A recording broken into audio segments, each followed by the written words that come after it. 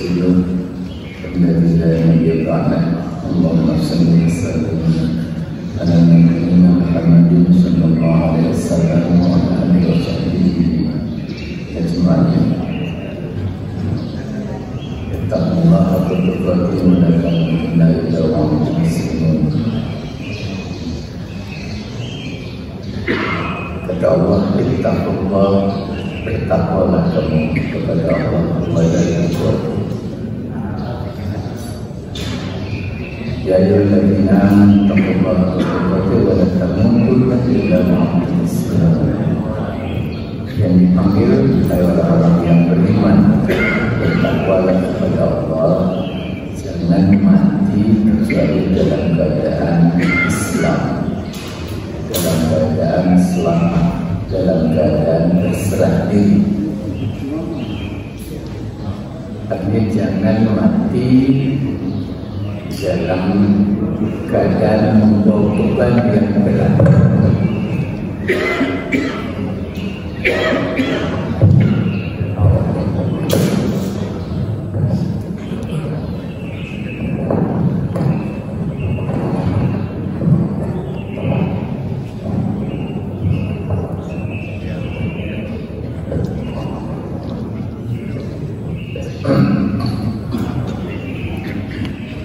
Ini sayangnya Allah kepada kita. Wala tamutunna illa wa antum muslimun. Jangan mati kalau masih ada utang. Jangan mati kalau masih ada orang yang anggap ke orang juga. Jangan mati ketika ada orang yang tersakiti.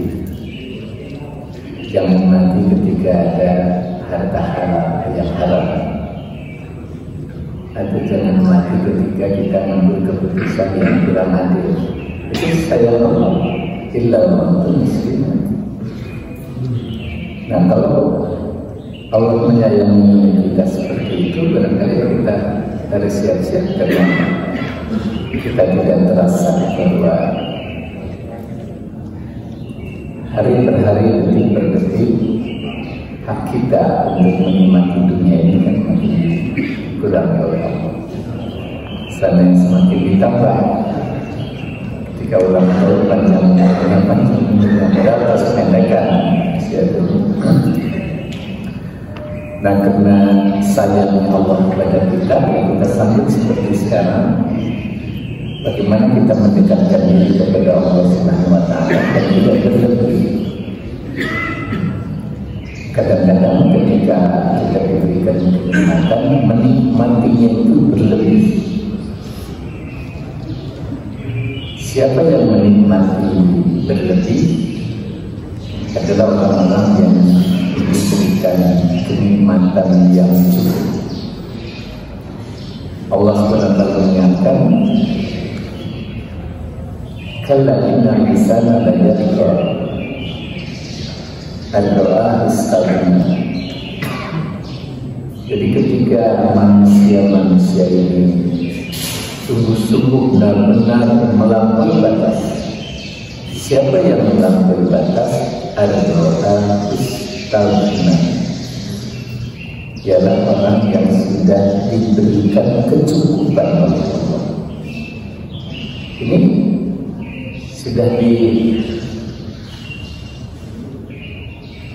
Allah, orang yang berkecukupan kemungkinan bisa melampaui batas. Seorang pejabat menyampaikan, sebetulnya tidak usah korupsi, katanya, sudah cukup. Akhirnya kegoda korupsi. Jangan dipenjara sampai batas. Sebetulnya tidak harus melakukan apa sih, karena kekuasaan sudah cukup, kewenangan yang diberikan sudah cukup. Karena melampaui batas, jadi celaka. Sebetulnya kesehatan itu sudah cukup.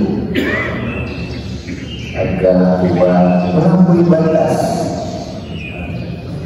uang segala dituang. Ada anak-anak yang melampaui batas, minum minuman yang tidak halal, makan makanan yang tidak halal, padahal makanan yang masuk dalam perut yang haram itu akan mempercepat masuk neraka. Bukan hanya mempercepat masuk neraka, tapi kata Nabi, makanan yang masuk yang tidak halal atau yang haram ke dalam perut menyebabkan doa tidak terkabul. Bukan sekedar doa tidak terkabul, akan tetapi kata Nabi, orang yang dalam perutnya ada makanan yang haram, doa ibadahnya tidak diterima 40 hari. Hadis Muslim. Nah, siapa dia yang ujungnya rugi dalam orang yang melampaui batas? Jangankan melampaui batas, menikmati sesuatu berlebih saja. Kalau Nabi Ibrahim tidak berlebih dalam hal tapi ujinya luar biasa oleh Allah. Minta diberikan keturunan, tiap saat. Setelah 86 tahun baru diberikan keturunan. Kan sudah lama, puluhan tahun tidak punya keturunan, kemudian diberikan keturunan, didekati, ya tidak berlebih lah, biasa-biasa barangkali kalau ukuran kita, tapi barangkali Allah melihat, wah ini sudah ke Ismail terus ini, maka disuruh pindah sejahatnya ke Ismail supaya tidak dekat dengan Nabi Ibrahim, supaya dibawa ke satu padang pasir dekat Ka'bah. Padahal dari Palestina Mekah itu 120 kiloan, 1.200 kilo. Yang kalau lewatkan berapa 5 hari lagi, itu langsung ditegur, pisahkan. Katanya kena saking senangnya, ya mungkin agak lupa yang lain. Diuji oleh Allah, pisahkan, jangan berlebih.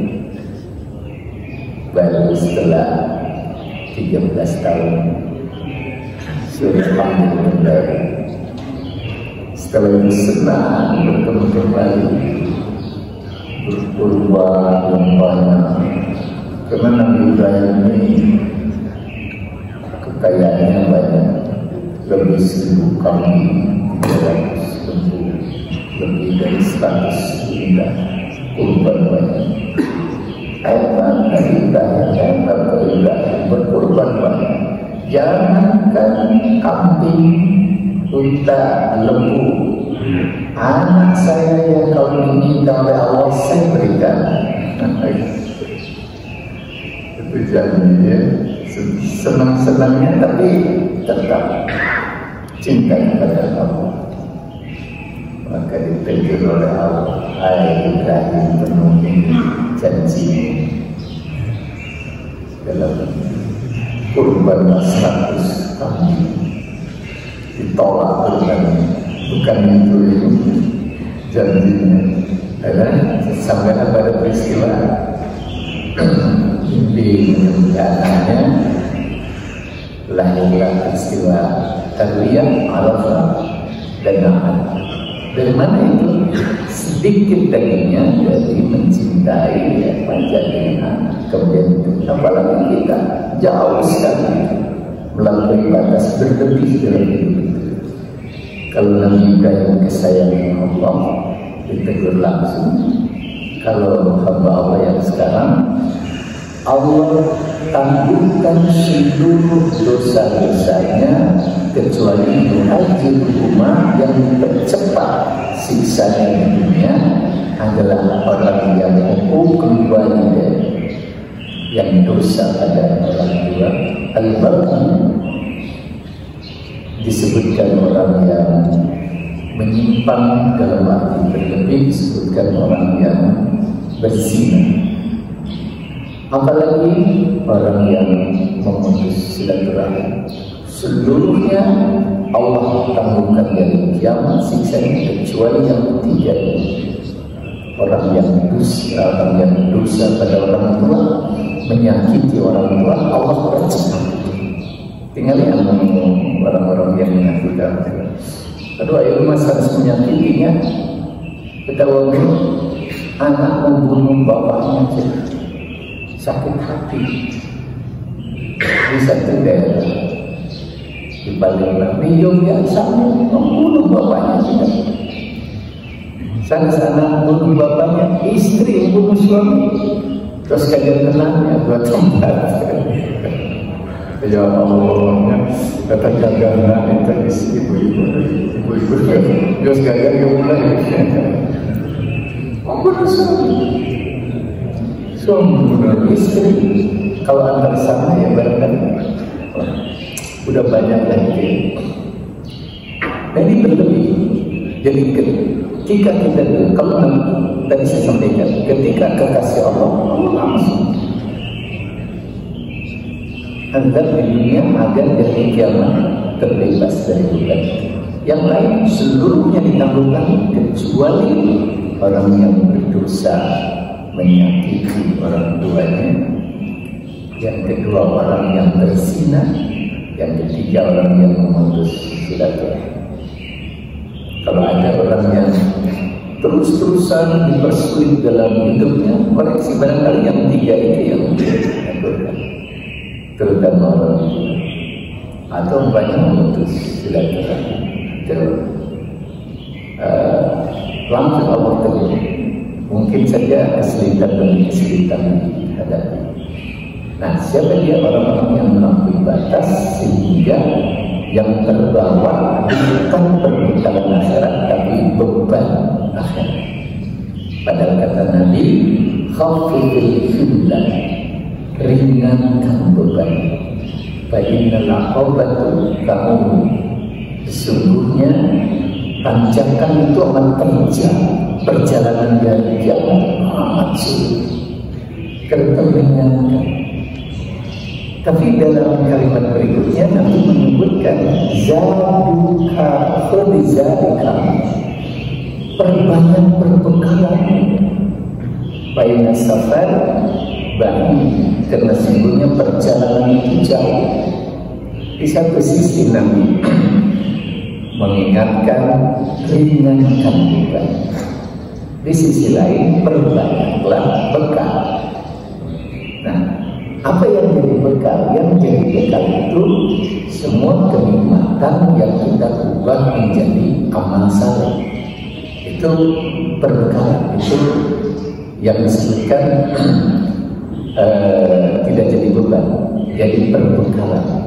Yang jadi beban adalah kenikmatan yang kita simpan, bukan yang kita ubah menjadi amal saleh. Itu beban itu. Jangan dianggap bahwa semua kekayaan yang kita simpan yang tidak dimanfaatkan, yang tidak kita amalkan akan menjadi perbekalan, akan jadi beban dari kiamat.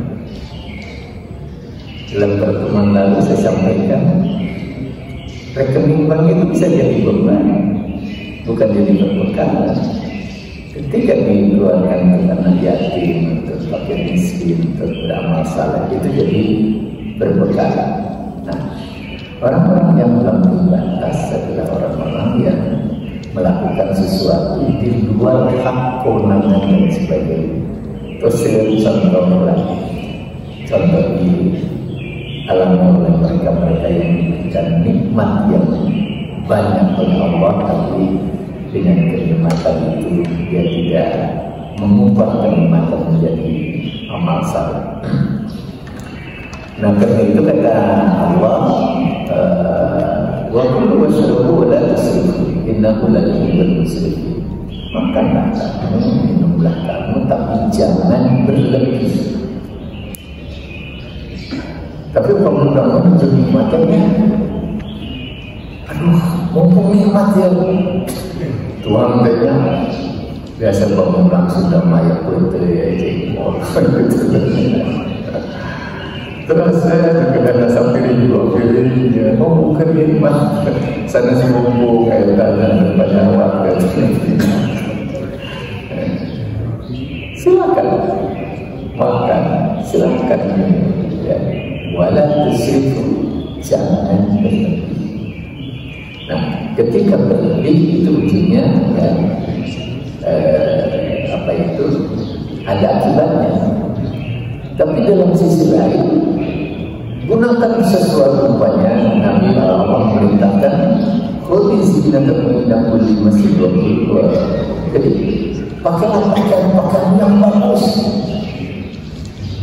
Kapan memakai pakaian yang bagus? Kullu masjid, enggak kullu masjid, ketika berada di masjid. Tidak berlebih.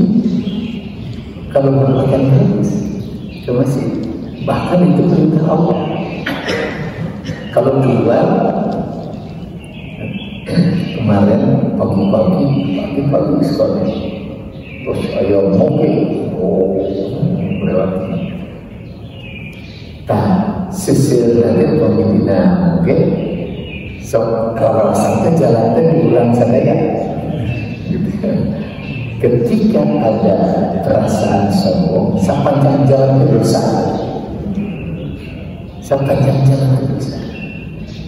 Kenapa Allah melarang sikap sombong?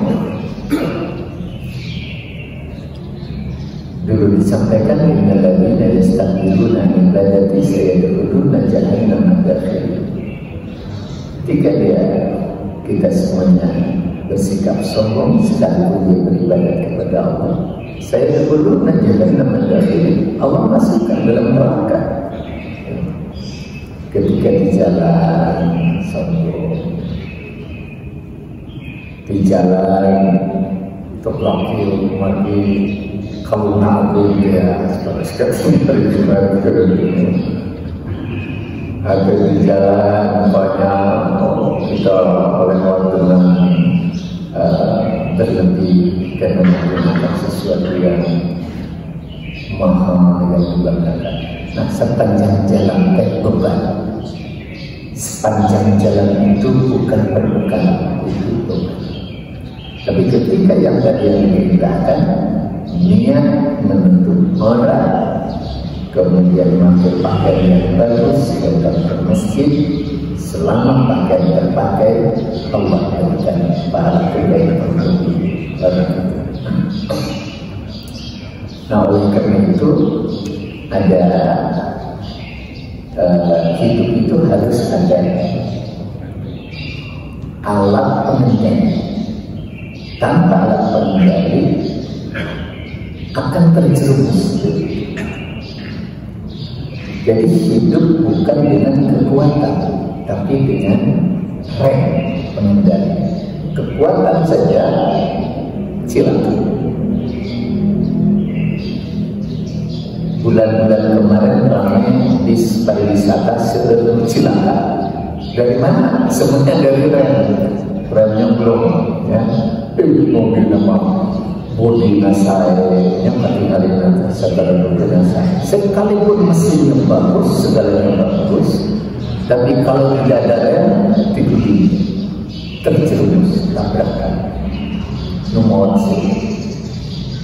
demikian juga dengan kehidupan. Tidak punya rem, celaka. Tidak akan sampai ke tujuan. Bis tadi tidak sampai ke tujuan dan tidak sampai bisa pulang. Orang yang hidup tanpa rem, tanpa alat kendali, jangan harap bisa sampai ke tujuan di akhirat dengan selamat. Remnya itu apa? Remnya itu iman. Ketika itu tidak punya rem, berlebih dia. Tapi ketika ada rem, yaitu iman alat pengendali, insya Allah akan terkendali. Iman itulah yang memunculkan perasaan dosa ketika salah. Perasaan dosa tidak muncul dalam logika biasa yang di dalamnya tidak ada iman. moral daya. Moral itu hanya mengenal keburukan, bukan dosa. Iman yang mengendalikan karena muncul perasaan dosa ketika melakukan kesalahan. Oleh karena itu orang yang pintar, orang yang cerdas, orang yang beriman, dia tidak akan melakukan sesuatu sebelum tertanam perasaan diawasi oleh Allah. Kenapa? Karena inti atau puncak iman adalah munculnya sikap perasaan diawasi oleh Allah Subhanahu wa taala. Afdalul iman ta'lamu annallaha ma'aka haitsu ma kunta. Seutama-utama iman, kau meyakini Allah mengawasimu dimanapun kau berada. Insya Allah dengan modal ini udah salah. Karena itu orang yang beriman ulah tidak mengeluh sebelum tertanam perasaan diawasi oleh Allah. Jangan masuk buka pintu kantor dulu sebelum tertanam perasaan diawasi oleh Allah. Jangan melayani orang dulu, jangan masak dulu, jangan memberi sesuatu dulu sebelum tertanam perasaan diawasi oleh Allah. Jangan takbir dulu ketika sholat sebelum tertanam perasaan diawasi oleh Allah. Jangan berdoa dulu sebelum tertanam perasaan diawasi oleh Allah. Ketika kita sujud, ketika kita sholat, ketika berdoa, beramal saleh dan sebagainya, saat itu ada perasaan diawasi oleh Allah. Insya Allah itu perbekalan akhirat. Sian pada lihat masih sian. Nama kita asal apa? Pada sombong sian. Tidak melakukan keburukan. Karena itu mari kita latih rem ini untuk diamalkan dalam kehidupan sehari-hari. Karena coba gitu ya, udah pada ngobrol, tamu atau pada diskusi atau ada apapun, tanamkan perasaan diawasi oleh Allah. Insya Allah terkendali dengan cara besar.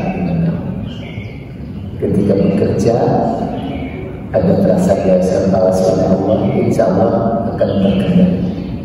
Mari ayat lainnya isim Allah, sir Allah. Tapi Allah menyindir kita dalam satu hadis, kau hanya takut pada manusia, tapi tidak takut pada di antara kita sidir dikejar. Kau mau putus di pulau pertamanya, sidir. Kau Allah sidir. Allah ini kau hanya takut pada manusia. Dalam hadis, wahai manusia, setiap hari usianya berkurang. Sayangnya engkau tidak pernah menyadarinya. Kenapa? Habis tahun 2024 rasa COVID kan gitu kan? Habis itu ada. Rasanya itu ada yang terus opak kau tekan tidak menyadarinya kata Allah. Ini dalam instruksi. Sayangnya kalau tidak menyadari pada setiap saat usia berkurang. Setiap hari aku datangkan rezeki kepadamu, tapi engkau tidak pernah berterima kasih kepadaku. Ketika ada rezeki datang, apakah itu gaji atau apa? Apa itu? Alhamdulillah, menkerja keras saya, wanti berarti. Alhamdulillah, lamun terakhir mah wanti.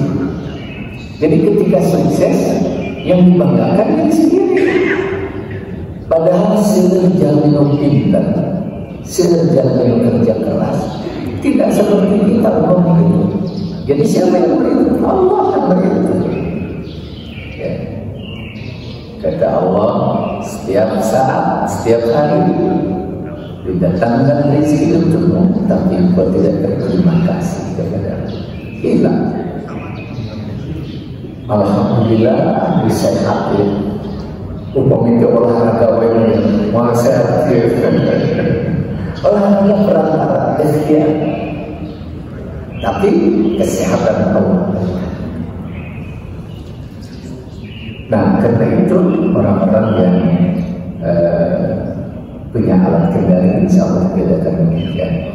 Setiap hari aku tidak henti-hentinya memberikan rezeki dan kenikmatan kepadamu, tapi setiap malam malaikat datang kepadaku membawa catatan perbuatan buruk kepadamu.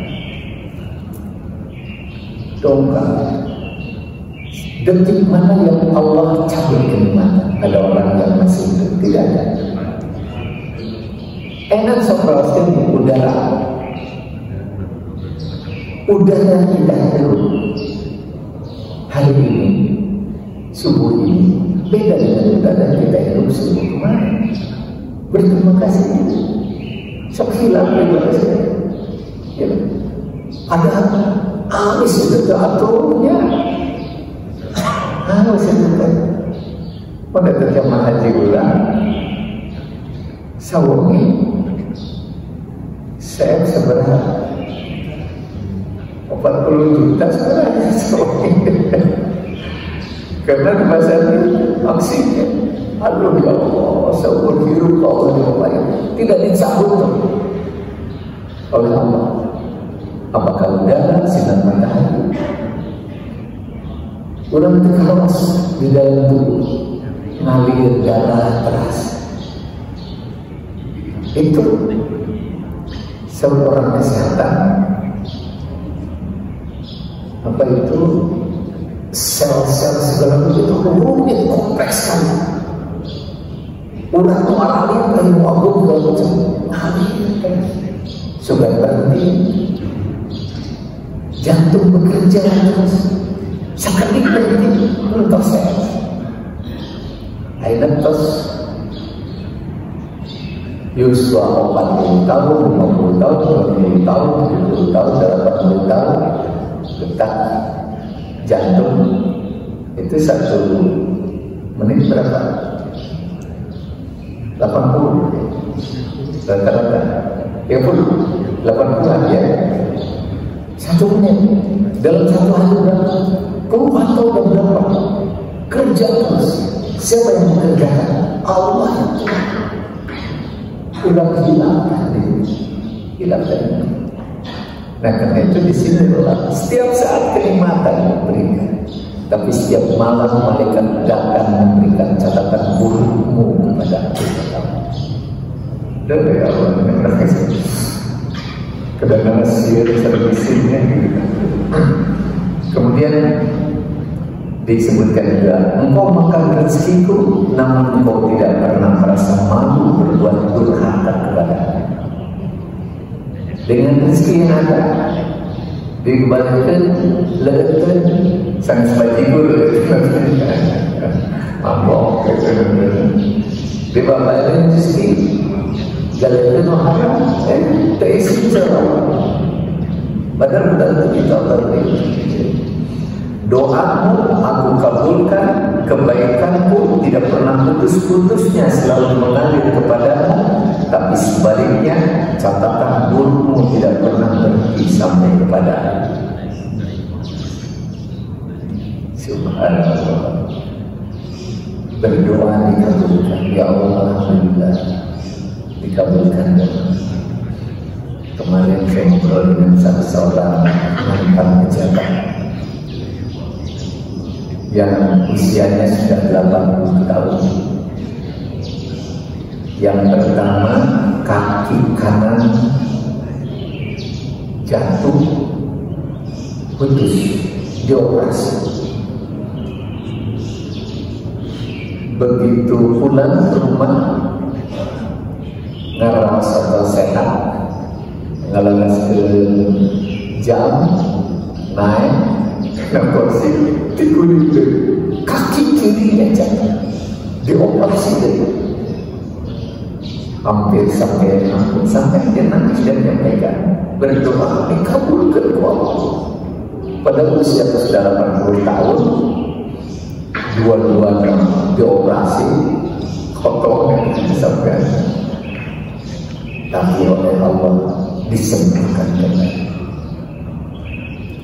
Nangis ya Allah, jalan bersyukur pada Allah diberikan kelebihan. Dan orang berbina senang kami yang sikap seperti itu. Engkau takut kepada sesama manusia, tapi sedikit pun kamu tidak pernah takut kepada aku. Bapak sian ke istri ke ibu. Oh, di kantor kokoh, itunya komisi dikit. Dokter kamu memang merungkut. Saya nunggu istri kepada pimpinan kita takut, kepada sesama kita takut, tapi kau tidak pernah takut kepada Allah. Saya katakan itu kan diawasi oleh Allah. Kita berbalik siapa Allah. Kenapa hilang dari perasaan diawasi oleh Allahnya? Karena mungkin dia hilang dari sesat. Bahkan kau takut pada murka manusia, tapi kamu tidak pernah takut pada murkaku, kata Allah. Sekarang sih, nah orang sih kalau neraka, kadang-kadang yang biasa-biasa disebutkan seorang tadi. Ketika kau menyombongkan diri, innalladzina yastakbiruna an ibadati sayadkhuluna jahannama dakhirin. Ketika sombong sekalipun beribadah kepadaku, aku akan masukkan ke dalam neraka jahanam dalam keadaan hina-hina. Ketika orang takut senang, berapa menit senangnya, tapi di hari kiamat saya belum jahanam dakhirin. Aku masukkan dalam neraka jahanam dalam keadaan hina-hina. Apa takut? Biasa-biasa kan sampai diraskannya. Biasa-biasa. Tidak pernah takut pada murka Allah. Tapi kita takut pada murka manusia. Bahkan ada orang lain yang takut pada anaknya. Siul berulang tengah bentar. Ya Allah. Siul kasih berulang. Padahal berulang membersih kesempurnaan. Siul dibentak. Rata-rata orang sebenarnya menghindari diri berulang hanya dengan hati. Kau pun aksir, kau mau pembina. Upaya kasih bagi kata yang terlepas.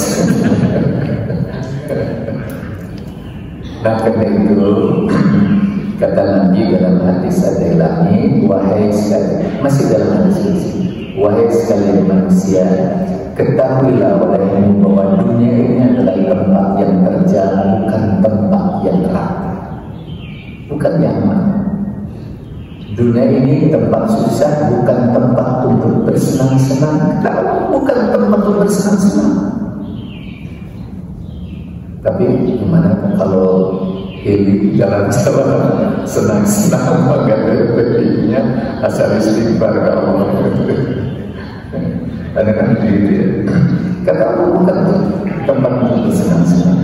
Maka barang siapa mengetahui keadaan dunia yang sebenarnya, ia tidak akan bergembira dengan kesimpulannya dan tidak akan bersedih apabila ditimpa musibah atau hilang. Ketika datang dia tidak gembira, ketika hilang dia tidak akan bersedih. Kalau tahu rahasia dunia yang sebenarnya, kata Allah, ulama umpama sesaat di wilayah stres, ketika hilang mengalami stres. Kata Allah, kalau kau tahu rahasia dunia yang sebenarnya, ketika dunia datang kau tidak akan bergembira, dan ketika hilang kau tidak akan bersedih. Kenapa? Akan jadi beban yang Ingatlah sesungguhnya Allah tidak menjadikan dunia sebagai tempat tujuan, tapi dunia sebagai tempat ujian. Sedangkan negeri akhirat adalah negeri bagi orang-orang yang memiliki nasib yang baik. Tempat ujian, bukan tujuan. Waladari akhirat, sesungguhnya perkampungan akhirat itu lahiyahnya, itu perkampungan yang sebenarnya. Sanes mandahayu asal akhirat,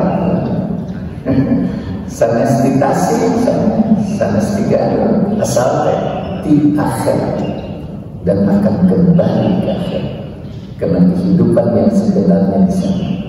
Dunia kehidupan sementara, kata Nabi, seperti orang asing yang sedang menyeberang jalan dunia. Menyeberang jalan sekedar, tapi hati-hati di jalan.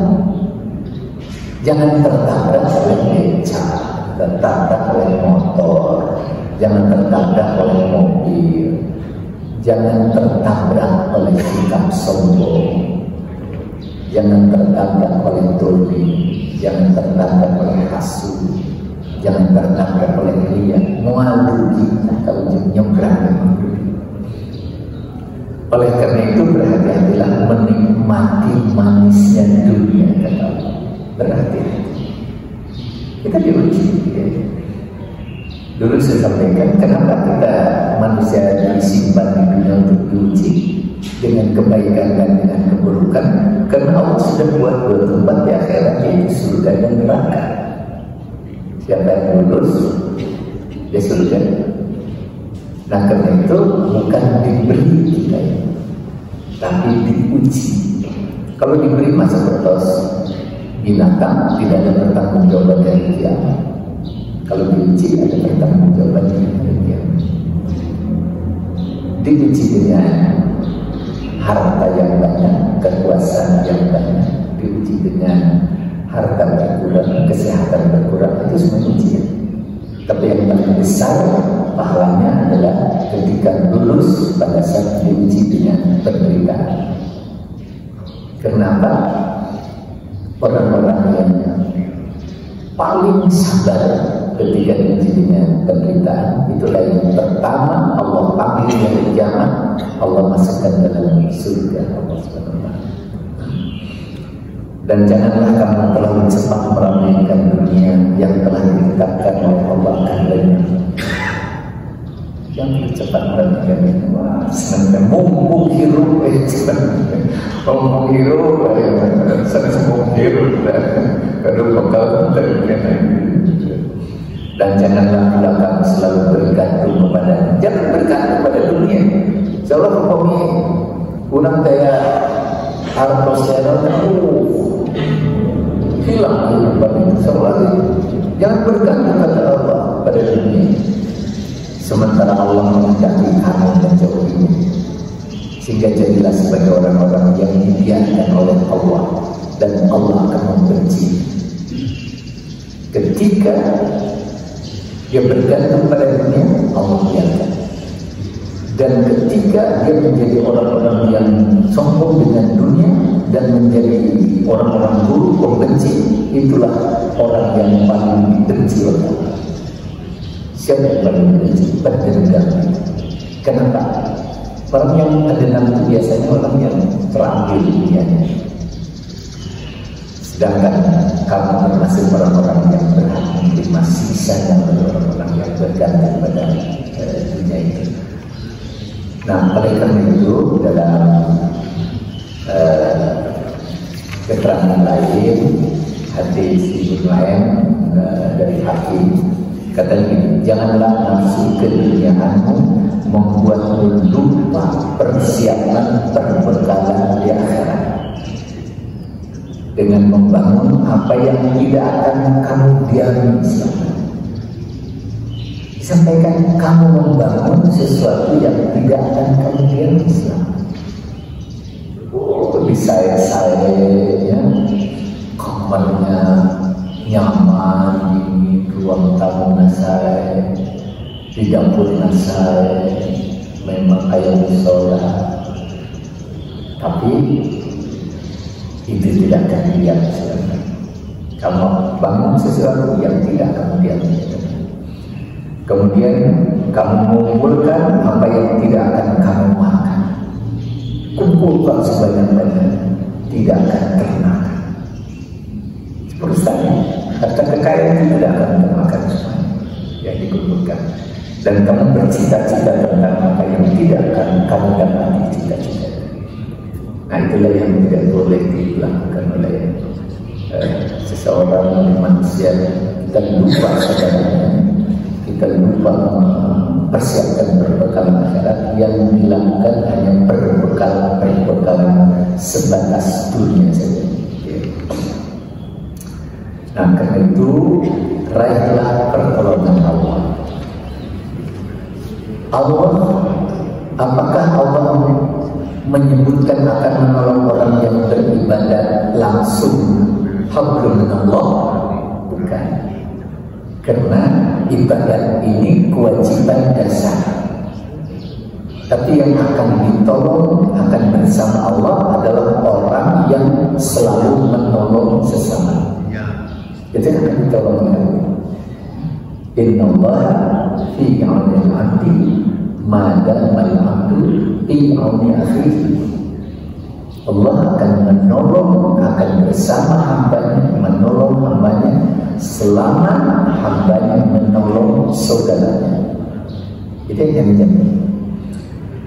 Jadi cara melindungi diri itu dilakukan dengan cara melindungi dalam tanda petik orang lain. Di Islam itu sana cara melindungi diri itu dengan ketat melindungi diri saja. Kenapa? Karena Allah hanya akan menolong hambanya selama hambanya menolong saudaranya. Kita akan bahagia apabila kita bisa membahagiakan orang. Kita akan dilindungi oleh Allah apabila kita melindungi dan berarti sesama, menolong sesama. Jadi kesuksesan itu bukan seorang sunama sama-sama pahalkan diri.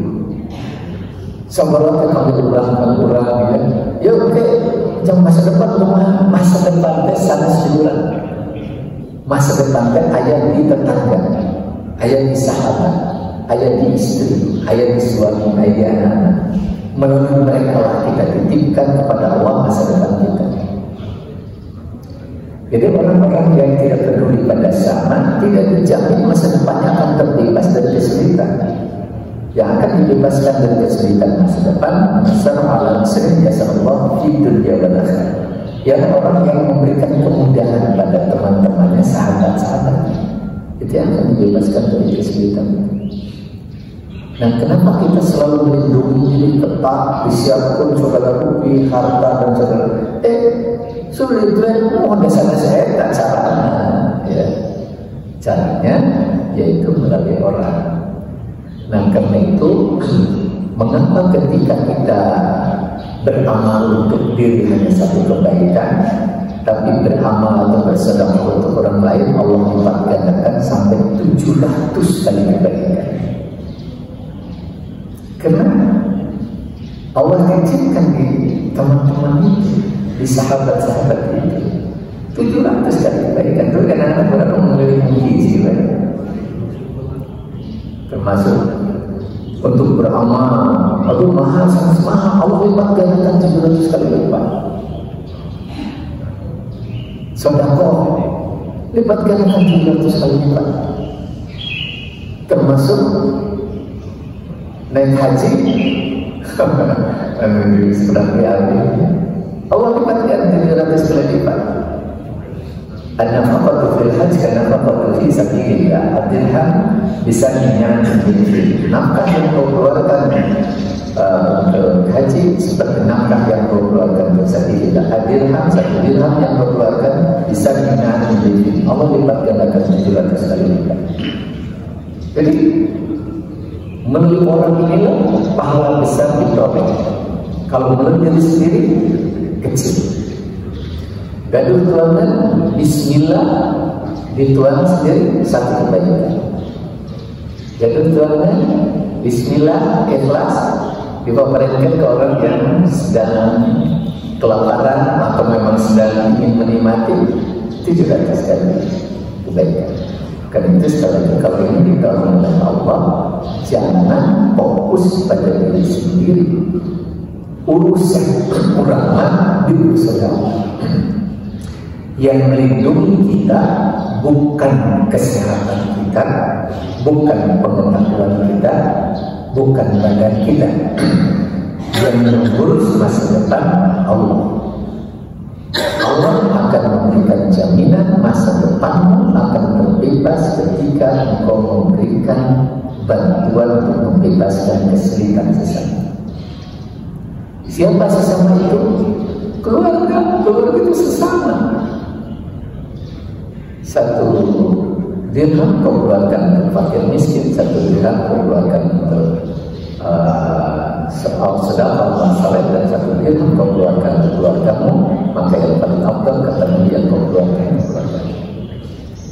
Jadi ketika istri membantu kesulitan suami, artinya istri ingin dibebaskan keselamatannya dari Allah melalui suami tadi.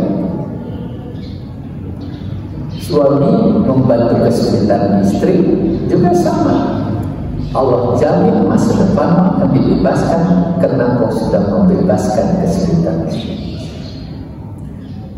Kakek membebaskan kesulitan anaknya, cucunya, dijamin dia akan dibebaskan oleh Allah di masa depannya. Nah, jadi ketika kita beramal saleh, jangan punya anggapan orang hebat sana orang mengunjungi di Kediri sepados dijamin bahwa terbebas dari kesulitan. Insya Allah ya. Sana guru itu ada saya mau kawin istri, suami mau kawin, anak berkaitan. Ini mati lah. Dengan cara itu Allah akan jamin ya, kebebasan kita terbebas dari kesulitan itu. Nah, sebelum berakhir kita biasa diskusi. Jadi kalau sekarang matahari 1 jam setelah terbit, jadi jam 5:53 ya, atau 15 menit setelah itu baru kita suruh jam 6 lebih 18 menit. Masih ada waktu. Ada yang lebih disampaikan, berbagi pengalaman, maka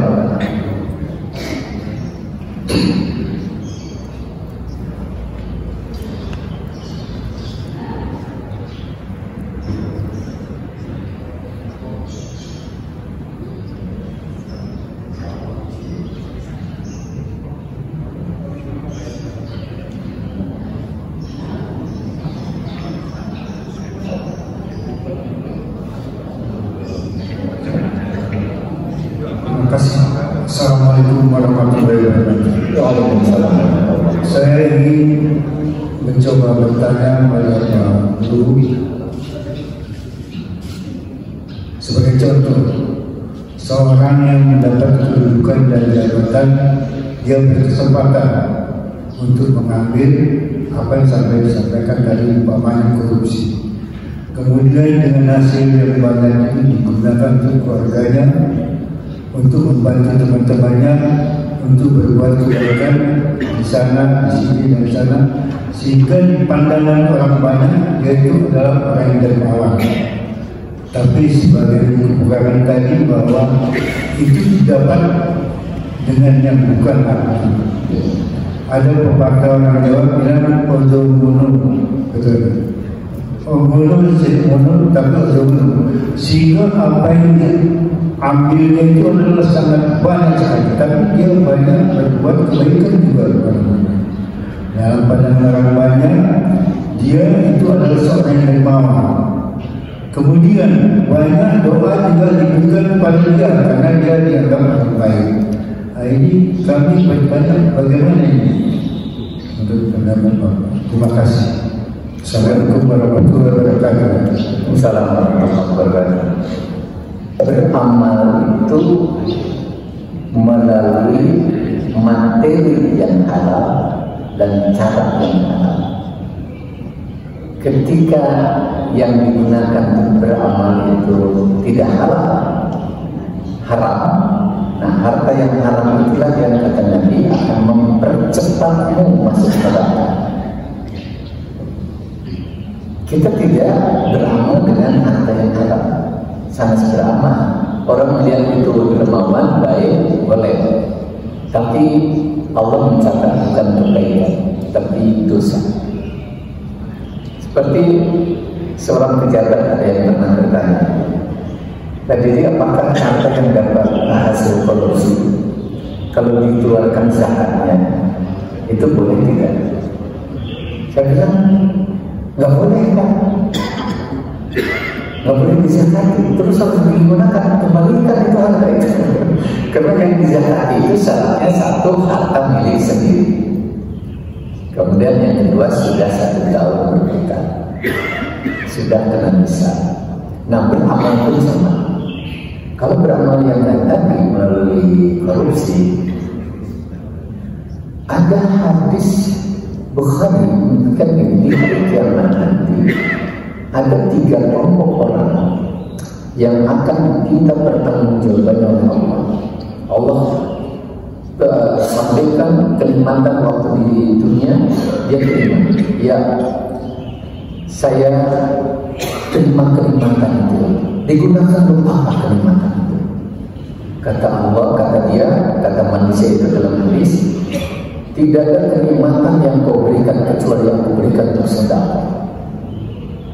Tidak ada kenikmatan kecuali yang kau berikan untuk memperoleh hidup. Sedekah memperoleh hidup. Kata Allah gimana? Bohong kamu lakukan itu hanya akan disebut sebagai seorang dermawan saja. Maka Allah perintahkan malaikat, kemudian malaikat mengambil dia dalam keadaan tertunduk, dilempar ke dalam api neraka. Itu hanya beda niat sedekah, tapi dalam hatinya ada keinginan disebut sebagai dermawan. Allah lemparkan ke neraka. Apalagi yang dari hati yang haram, sehingga nanti berbeda. Itu yang tidak boleh. Ya. Di dunia saja itu kena hukuman, ya. Apalagi di akhirat. Di dunia saja kena hukuman. Ada mantan pejabat ngobrol dengan saya. Tadi korupsi saya, dia bilang korupsi saya dengan korupsi itu sama. Hukumannya sama. Ini sekian tahun, uang yang saya berikan, yang saya berikan kepada negara semua, dia setengahnya pun tidak. Jadi dia berikan hasil profit, dia kembalikan ke negara. Ini tidak, setengahnya pun tidak diberikan kepada negara, tapi hukumannya sama. Saya bilang Bapak sudah bebas dari kiamat, dia belum bebas, baru dia suka miskin dia hukumnya. Dan zaman belum. Kenapa? Yang setengahnya dikembalikan kepada negara. Itu pernah. Apalagi tadi yang disebutkan ini dipakai masalah. Kalau sudah harta yang haram diberikan kepada orang-orang, kalau tidak tahu masalah. Tapi kalau dia tahu bahwa harta itu haram, tidak boleh, nggak boleh dimakan. Begitu ya Pak. Kedua, Bapak boleh bertanya? Oh masih ada ya? yang kedua, dengan kedermawanan akan dia beri bantuan kepada orang lain, tentunya banyak doa-doa daripada para sahabat, masyarakat dan yang sebagainya. Bagaimana doa-doa orang yang banyak ini baginya? Terima kasih. Doa yang diberikan bantuan, ya, diberikan bantuan kepada si A, si B, si C, karena dia sudah berbuat baik menurut orang itu. Ya, dia tahu bahwa itu bukan berbuat baik, tapi itu berbuat jahat pada dia sendiri. Apakah diterima doanya? Nah, doa itu diterima atau tidak, itu yang tahu hanya Allah Subhanahu wa Ta'ala. Kemudian diterima, kapan doanya ditolak, tidak sama, tidak. Hanya disebut oleh Nabi, la yarudul qadar illa doa. Tidak ada yang dapat mengubah takdir kecuali doa. Ketika Allah takdirkan kita berusaha dengan kekuatan sendiri, dengan kekuatan politik, jabatan, Allah sedang takdirkan tidak bisa diubah. Pengetahuan tidak bisa diubah kecuali doa. Doa itu amat kuat di sisi Allah Subhanahu wa Ta'ala.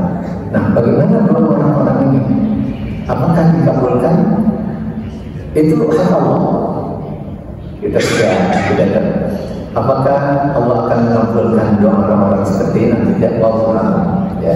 Hanya doa orang-orang yang dikabulkan oleh Allah. Satu, doa yang sedang sahur sesaat sebelum berbuka, itu waktu makbul.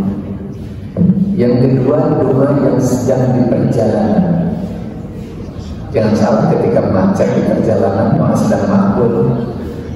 Jangan klakson jadi uji terus-terusan sedang makbul doa. Tiga, orang yang teraniaya, doanya makbul. Karena itu kalau ada orang yang memarahi kita, menganiaya kita, mendolimi kita, manfaatkan waktu makbul untuk berdoa kepada Allah. Biarkan dia marah, ya. Ibu-ibu mau buka suaminya, sabar dong, enggak. Mumpung didolimi suami, dicarakan berdoa kepada Allah. Nah, apakah doa makbul yang tadi itu termasuk di sini mendoakan oleh dikabulkan oleh Allah? Allah Maha. Kaliannya Allah yang mengetahui. Tapi tetap ketika dia berbuat salah tidak lepas dari pertanggungjawaban. Jangankan harta, ajarkan keburukan saja. Katakanlah saya mengajak keburukan kepada orang, kemudian dia lakukan. Ada 10 orang yang diajak keburukan, dia mengaku melakukan keburukan. Dari 10 dia ngajak lagi keburukan, dia katakan 100 orang, dari 10 dia ngajak lagi 100 orang melakukan keburukan. Nah, saya tidak berdosa terhadap 10 dan 100 orang. Sama dengan mengajak pada kebaikan. Nah, ini dengan harta yang haram mengajak pada orang-orang lain. Insya Allah, ya Allah Maha mengetahui. Tapi sekali lagi Allah sudah sebutkan, jangan kau dekati, jangan kau makan harta yang haram, karena yang tadi doa tidak dikabulkan. Orang yang makan yang haram bukan orang yang sengsara, tidak dikabulkan. 40 hari ibadah tidak diterima. Dan juga orang yang makan haram, kata Nabi, mempercepat masuk neraka. Begitu ya Pak? Ibu? Masih bisa? Masih bisa. Ya, yang ingin saya tanyakan, kalau seandainya ada seseorang yang memuji itu malahan mengeluarkan kata-kata pujian yang berlebihan kepada kita karena kinerja kita, gitu. Karena kinerja kita seolah-olah ini berhasil karena yang dipujinya itu, gitu. Terus jawaban kita ketika dia memuji yang Islami dan tidak menyakiti yang telah mengatakan demikian secara Islami, bagaimana tuh Pak Profesor? Ya. Ketika Nabi ditanya itu, ada orang yang memuji sampai berlebih, kata Nabi, sembuh mukanya dengan pasir. Saking beratnya, hilangnya pahala di akhirat karena pujiannya. Udah mau mendugikan, ini saking kerasnya. Kenapa? Karena yang hilang itu akhirat. Nabi sambut terus-terusan akhirnya. Atau banyak harta yang kita keluarkan segala macam, insya Allah pahalanya besar. Atau yang jauh-jauh pejabat, satu kali tanda tangan dari kebijakan yang dia tanda tangani itu bisa membebaskan 1000 orang yang miskin, katakanlah itu. Di hari kiamat, dari 1000 orang itu, yang 1000 itu akan jadi saksi dan penolong dari kiamat. Kemudian dipuji, waduh, bapak bijak, bapak bagal. Kemudian tergoda, bapak bagi bagus lah kita ini. Nah, akhirnya dari 1000 itu hilang. Dia tidak akan jadi saksi, dia tidak akan jadi penolong. Jadi akhirat hilang karena pujian. Dulu sudah disampaikan, Allah tidak menerima amalan kecuali apa yang diikhlaskannya. Ikhlas itu murni karena Allah, bukan karena manusia. Karena manusia itu karena pujian, karena ingin puji, karena takut, karena kasihan, karena terpaksa itu karena manusia, bukan karena Allah SWT. Jadi kalau bagaimana caranya agar tidak menyinggung, ulah terganggu ya. Alhamdulillah, tapi alhamdulillah jangan kertek mana ingin dipujinya. Oh alhamdulillah, balik kertek mana kan kertek lebih. Nah, alhamdulillah ya. Hindari orang-orang yang begitu. Karena tadi orang yang baik sedekah, Allah masuk ke neraka. Kalau niatnya lain, siapa lagi yang masuk ke neraka? Orang yang mengaku mati syahid, berjihad di jalan Allah. Di hari kiamat disebutkan, kenikmatan yang aku terima saya gunakan untuk berjihad fi sabilillah. Kata Allah, bohong kamu hanya ini disebut sebagai pahlawan yang berkekuatan saja. Masuk neraka. Jangan itu orang ilmuwan digunakan untuk apa kenikmatan itu?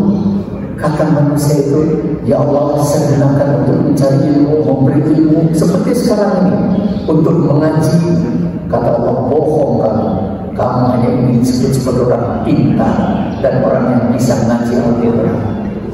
Allah perintahkan kepada malaikat menyeretnya masuk dalam neraka.